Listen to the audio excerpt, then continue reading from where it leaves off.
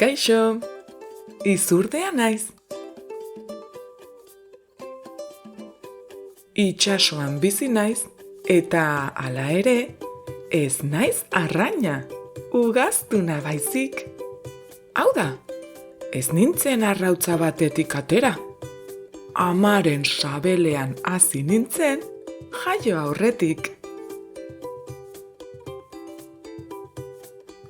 Nire familia oso handia da.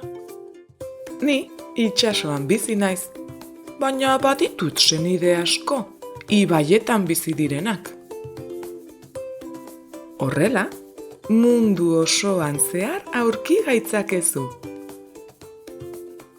Baina gutako gehienek, ur epelak eta ingurune tropikalak nahiago ditugu.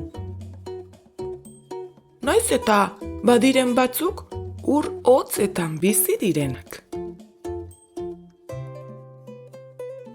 Arrainak eta txipiroiak jaten ditut. Horregatik, hortz nahiko handiak eta zorrotzak ditut. Arrainak harrapatzeko, abiadura azkarra hartu dezaket. Nire gorputza ere, uran igeri egiteko egokitua dago. Nire azala leuna eta irristakorra da.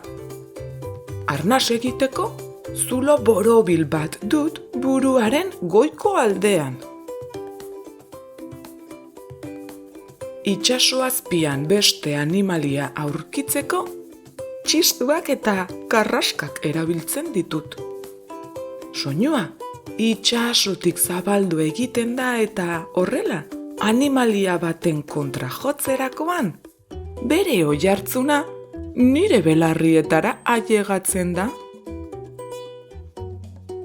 Hala, jakin dezaket non dagoen nire familia eta lagunak. Baita harrapatu nahi ditudan arrainak ere.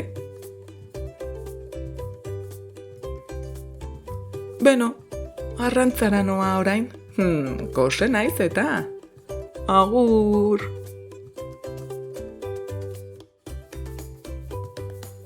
Ikusi duzu inoiz izurderik itsasoan? Badakizu ze beste animaliek dute zulo bat buruan arnas hartzeko? Hurrengora arte.